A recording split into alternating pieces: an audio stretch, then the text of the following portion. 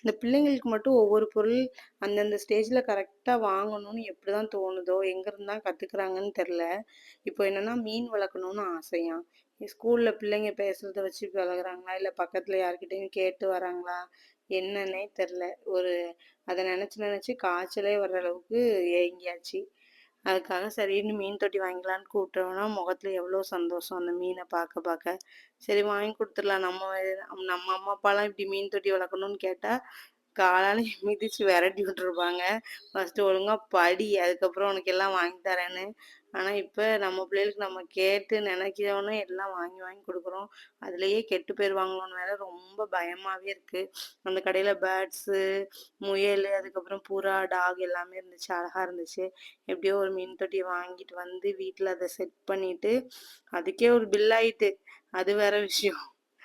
அத வந்து செட் பண்ணி, அத பார்த்து கிட்டயே உட்காந்து ரசிச்சு, அது அவ்வளோதான் வாங்கிட்டு வந்தோனே வீட்ல செட் பண்ணோனே, அவங்க கிளம்பி வெளிய விளையாட போயாச்சு. நம்ம தான் அத பார்த்து பார்த்து ரசிச்சுட்டு உட்காந்துருந்த மாரி இருந்துச்சு. ஆக மொத்தத்துல அவ தான் அத கேட்டு அடம் பிடிச்சு வாங்குனா.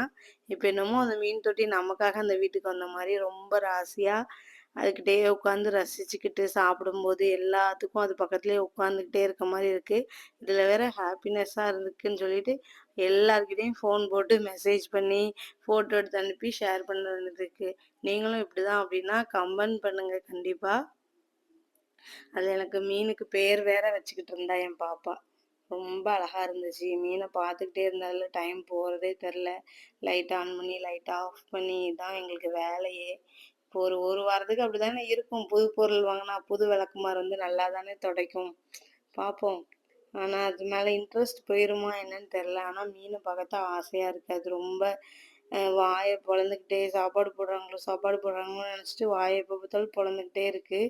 மீன் தூங்காதாமே எனக்கு தெரியவே தெரியாது. சத்தியமா. நீங்க யாரும் உங்கள மாரி இது ஃபர்ஸ்ட் டைம் யாராவது கேட்குறீங்கன்னா, கண்டிப்பா கமெண்ட் பண்ணுங்க. எனக்கு தெரியாது. ஃபர்ஸ்ட் டைமா ஹஸ்பண்ட் சொல்லி தான் எனக்கே தெரியும். மீன் தூங்காது அப்படின்னு.